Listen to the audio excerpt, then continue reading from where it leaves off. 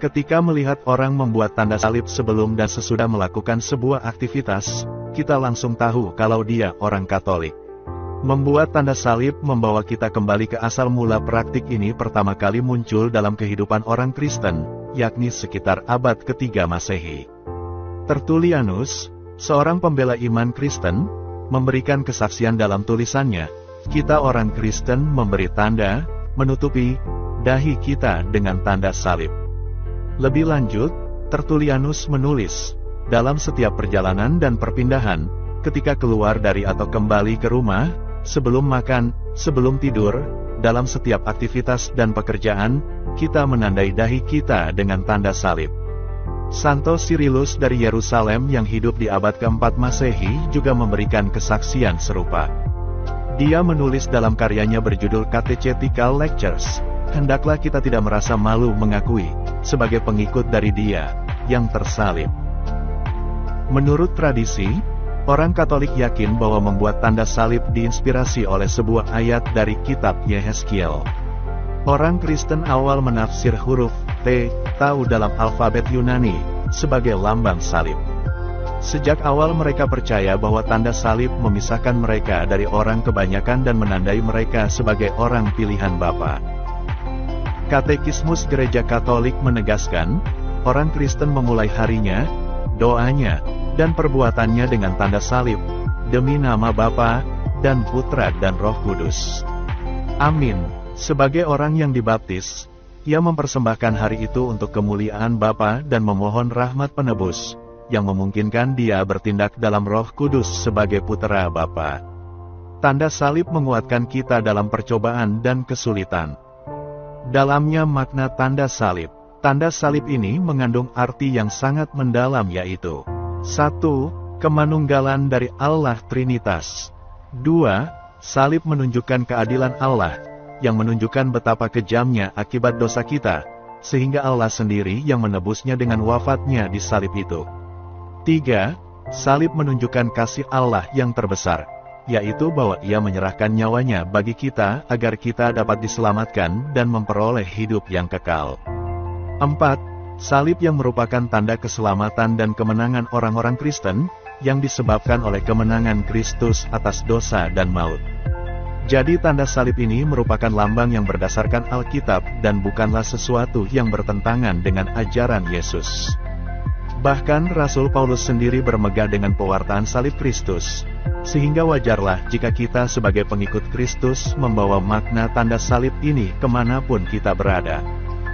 Menurut sejarah, diketahui bahwa tanda salib memang merupakan tradisi jemaat awal, yang dimulai berdasarkan kesaksian para bapak gereja, dari Tertullianus, yang dilanjutkan oleh Santo Cyrillus dari Yerusalem, Santo Efrem dan Santo Yohanes Damaskus. Jadi walaupun kita tidak membaca ajaran mengenai tanda salib ini dilakukan oleh para rasul di dalam Alkitab, namun bukan berarti bahwa tanda salib ini tidak berdasarkan Alkitab. Sebab, biar bagaimanapun, makna yang terkandung dalam pembuatan tanda salib ini terpusat pada Kristus, untuk mengingatkan para beriman akan keselamatan yang dapat diperoleh oleh jasa Kristus yang tersalib dan bangkit. Maka tanda salib ini bagi umat Kristen adalah tanda yang harus kita bawa kemanapun sebagai tanda yang mengingatkan kita kepada salib Kristus yang menyelamatkan kita. Cara membuat tanda salib. Memang terdapat beberapa cara untuk membuat tanda salib. Yang terpenting di sini adalah makna yang ingin disampaikannya, dan penghayatan orang yang membuat tanda salib ini. Maka cara yang mendetail sebenarnya tidak terlalu menjadi masalah, seperti apakah membuatnya dengan 2 jari, jari penunjuk dan jari tengah, yang melambangkan 2 kodrat Yesus, yaitu Allah dan manusia, atau 3 jari, yang melambangkan Trinitas. Atau kelima jari, melambangkan kelima luka-luka Yesus di kayu salib. Atau arah salibnya ke kanan dulu baru kiri, seperti yang dilakukan gereja-gereja Timur dan Ortodoks, atau ke kiri dahulu baru ke kanan, seperti yang dilakukan oleh gereja Katolik Roma. Umumnya caranya adalah demikian. Dengan 2 atau 3, atau 5 jari, jari tangan kanan di dahi, sambil mengucapkan, atas nama Bapa, Tangan kemudian ke dada melambangkan hati atau ke perut menunjuk kepada luka Yesus di perutnya ataupun rahim di mana Yesus dikandung oleh Bunda Maria, sambil mengucapkan dan putera, sambil mengucapkan dan Roh Kudus. Dan tangan kembali terkatup. Kapan kita membuat tanda salib? 1. Pada saat sebelum dan sesudah kita berdoa. 2. Ketika kita melewati setiap bangunan gereja Katolik, untuk menghormati kehadiran Tuhan Yesus di dalam tabernakel. 3. Ketika memasuki gereja, membuat tanda salib dengan air suci.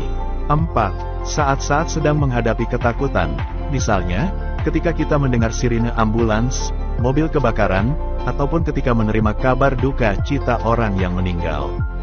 5. Ketika kita melihat salib Kristus, ataupun di saat-saat lain untuk menghormati Kristus, memohon pertolongannya.